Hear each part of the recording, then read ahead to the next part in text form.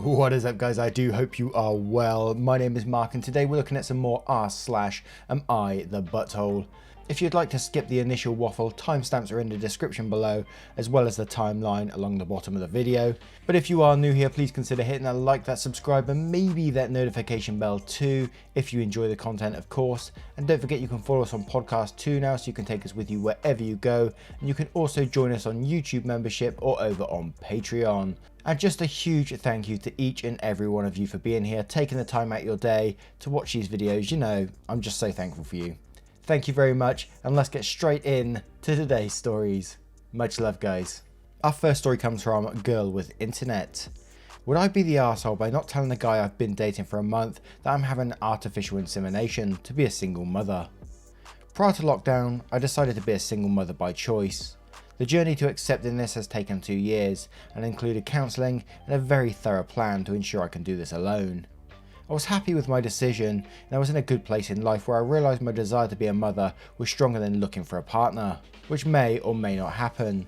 And with my fertility declining, I chose to go down this path as a solo woman. Right before I was due to have artificial insemination with donor sperm, the pandemic hit and treatments were cancelled.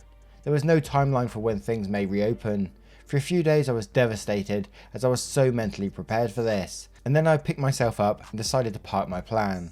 After all, I didn't have a choice. I downloaded a dating app out of curiosity and figured that I could still chat to guys and see what happened, without any expectation really.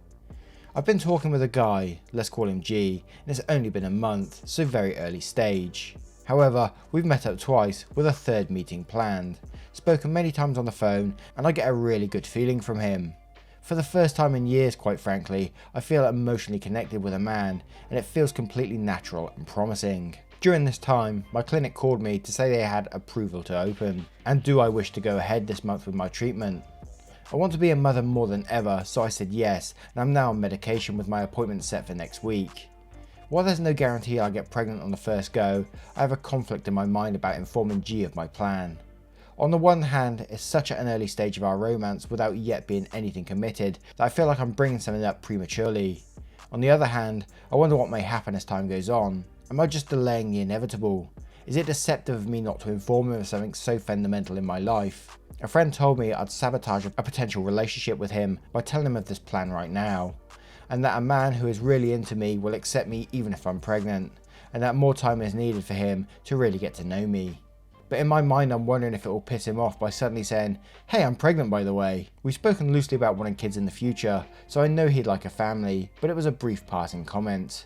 I'm also not willing to wait to get into a long-term relationship, and we are far too early on to be thinking about a family together. Would I be the arsehole by keeping quiet about the plan for now? Firstly, in my opinion, this is just my opinion, don't shoot me on this one, but I think your friend is giving you horrible advice on this, to say that they should love you no matter what, and you turn up pregnant.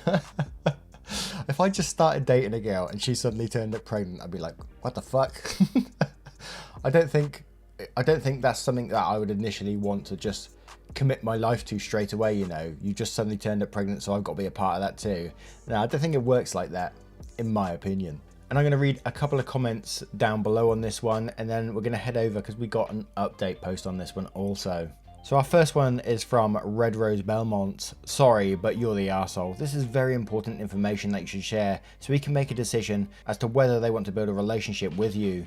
Before it was just you. Now you're involving another person, who honestly you don't really need at all if your primary goal is just to have a child.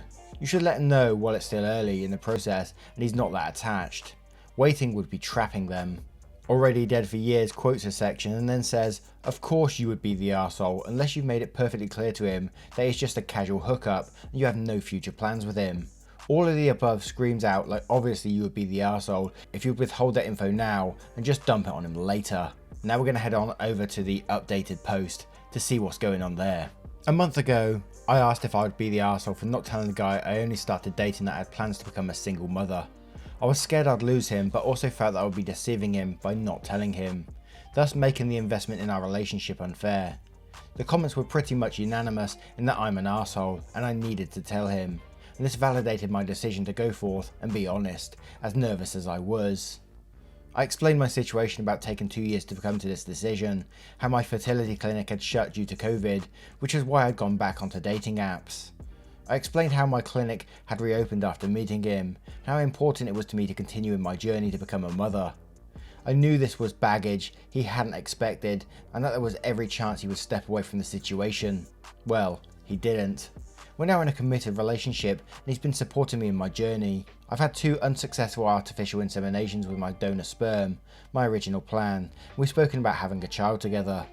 As early on as it may seem, he told me my honesty made him consider his own future, and how he really wants a family someday, and how he has admiration for me being honest about my situation, and how he wants to help me fulfill my desires to be a mother, whether with him or with my sperm donor. Either way, he wants to be a part of my life. I wanted to provide this update as a positive outcome has come out of being labelled as an arsehole, and it pushed me to do the right thing, which has in turn meant I have the most understanding and accepting boyfriend. Had I kept this info from him, it would have played out on my conscience, as well as most likely have caused him to not trust me. So thank you. There's one thing that jumped out to me on the initial story though, and I was thinking, it's probably wrong of me to think this, to assume this of someone. But on the first story, when she went from, when they cancelled her appointments to getting artificial insemination, I was like, okay, maybe they'll put it back on later. But then she went on to dating apps. It almost made me seem like she was going on those dating apps just to try and find someone to like be a sperm donor. I don't know. I might be totally wrong in saying that, but that was just one of my thoughts. But now I'm going to turn it to you guys. What do you guys think of this story? What do you think of the update too? Let me know in the comments below, and don't forget to vote on that poll in the description for story 1. And our next story is from a deleted account. Am I the arsehole for not letting my husband meet our firstborn child? My husband has this best friend, Anna. They've been friends for a long time and dated years ago, mutually deciding that it's best for them to remain friends. I've had no problem with this relationship until now. On the day I gave birth, Anna's brother got into a car accident. My husband got a call from her in the middle of the night and asked him if he could drop her at the hospital her brother was at, an hour away from us, since she was too scared to drive. My husband agreed, told me quickly while I was half asleep, and rushed out. A few hours later, I had contractions and called my husband. He didn't pick up after multiple tries, so I gave up and called my dad, who drove me to the local hospital, 12 minutes away. I was so scared of giving birth alone, since I've had about 3 miscarriages and 1 stillborn. My husband promised me that no matter what, he'd be there for me. Guess what? He wasn't. We called multiple times while I was in labour, and when he finally picked up my dad's call when I was giving birth, saying that he misplaced his phone in the chaos, my dad informed him that no matter how fast he drives anymore, he's going to miss the birth of his child. Well, my husband took that as he's already screwed up, so it doesn't matter when he shows up at this point. So when he finally came, our daughter was 5 hours old, and I'd already moved to the maternity ward. When he came, I refused to let him see our baby. Edit, did let husband hold and play with baby after discharge, because I was so high on emotions and was shaken when I saw him and didn't want it to negatively affect my time with the baby. I wanted her birth to be a happy time, and I was already struggling to feed her. My husband was in a bad state and told me to please let him see her, so I told him to stand by the window and held the baby up so he could see her. I told him to then leave and he'd be allowed to interact with the baby at my father's home when we're both well and out of hospital, and that I was most likely divorcing him. He started bawling and apologising and defending himself by saying that Anna's brother was in a serious critical condition, and although he's fine, Anna needed him. Though Anna's parents were there, she's not that close with them, and she was in an unbearable state. I told him I didn't care and that his daughter has already come second to him, and all she did was be born. I'm putting my daughters and my health first and won't let her be sidelined. My husband agreed and left. However, Anna called me later and said that I was being controlling, and she'd never met someone as cruel as me for not letting a father see his baby. I told her that my husband made his decision and that it was his doing, not mine. But now I can't help feel cruel in my actions, and I feel like I'm depriving my baby of both her parents being together. My husband sees her a few hours each day now. Am I the arsehole? Edit, I feel like this is useful information and could explain why I was so mad. Anna's brother was not in a life/death situation. He had serious injuries, but were most concentrated on his legs and arm. He did have a concussion, but gained consciousness soon. Anna was there along with both parents, who managed all the hospital staff. My husband was there as an emotional support for Anna. I did let my husband see our baby right after I got discharged. Edit, husband saw baby, husband held baby, husband played with baby. I wanted a couple of days rest bonding with the baby since my emotions were so high, and I was afraid if my husband was a continuous presence, I'd get stressed and something bad would happen. I told him as such. They spend time together, but I'm still cold with him. I may still be the arsehole, I don't know, but I'm still so mad at him, and it's not the first time he put Anna before me. I can forgive the other time since I could handle it, but this time was the last straw. I was so scared to hold my baby because I was paranoid the minute I touch her, something would happen to her, and no one was there to comfort me. I only had my dad, and he wasn't in the delivery room, which is why I'm not too keen on forgiving my husband. Also, we both knew the baby was due any time now, so I don't understand why my husband didn't have his phone on him. We even tried reaching out to Anna, and she didn't pick up either. After he learned I was giving birth, they already knew that Anna's brother was going to be alright. He spent that time making sure that Anna was okay and feeding her and waiting for the brother to regain consciousness. He could have come back after seeing his daughter to talk with the brother. He would have made it back in time. Edit, so many of you got it wrong. I'm not preventing him from ever seeing his baby. That is stupid and unreasonable. He literally saw her about a day later when we were discharged and safely at my dad's home. He already didn't see her for 5 hours on purpose and put Anna first. I didn't think an additional day would make much of a difference, and it wasn't to him. He was happy to see the baby and he spends time with her all the time. She's 2 months now. And also, I'm not mad about the fact he went to see Anna. I'm mad that he didn't think we were a high enough priority to rush back to. He left me so quickly in the middle of the night when I was already late. He couldn't have left Anna in the care of her parents and rushed as soon as possible. She's not a child and she doesn't have any mental health issues either. Edit 3. So sorry for all the edits, but someone just messaged me this.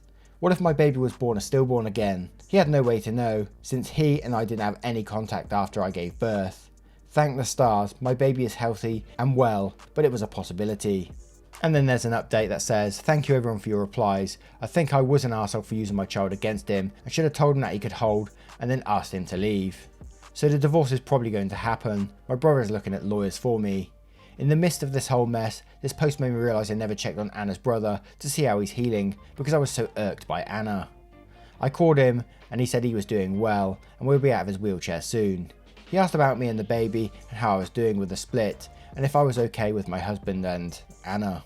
I can't believe I was so oblivious. I thought they had an emotional thing going on because of this, and when I confronted my husband, he denied it and said me and our baby were his priority and he made a mistake and he was being dumb. Yeah, no, Anna's brother kindly informed me that he and Anna's parents thought that my husband and I were split when I was 7 months pregnant and that Anna and him were back on. He showed up at the hospital as Anna's boyfriend, which is why they didn't bat an eye that he was there and not with his pregnant wife, because apparently we split. Her brother's procedures were done well before the afternoon, so I don't know that my husband and Anna were doing for all those hours, but I don't even want to know. If you want more details, I can answer in a comment. Thanks for everyone for your kind words and advice. I'll be moving back home and filling for full custody. I don't want my baby growing up to be like her father or Anna. He can be a fun dad or whatever it is he wants to be. Last edit, I think I'm going to be taking a break from Reddit now because ranting on the internet doesn't seem healthy. Thanks to everyone for their support. I'll take it from here. The first sort of paragraph, I was like, what? I mean, I might be a bad person, but you said they were friends for a long time and they dated years ago. You know, men and women can be friends, but if they dated years ago, I don't think I'd be comfortable with them being together. No offense, but that's just me. That might be just my insecurities at play there. The whole post to me just screamed that she was, well, not even a side piece because he used to go with her, but he was with her for all this time. So, oh my word, to get up in the middle of the night and run to her rescue. Yeah, man. Let's go straight down into the comments to see what we can find down there. Queen Aurelia says, not the arsehole. Let's ignore the fact that he ran to her rescue in the middle of the night while you were that far along in your pregnancy. Any decent husband would make sure to have his phone on him 24/7 when not at home with a wife about to give birth. As soon as he found out you were in labour, he should have rushed to be with you. He chose Anna over you and your daughter. He missed the most important moment in your lives to be there for her. Then he called Anna to complain to her about you. I'm not a jealous person, but there is no way I would tolerate his behaviour, and it's obvious putting Anna before you. I would seriously be considering divorce as well. Marriage counselling at a bare minimum.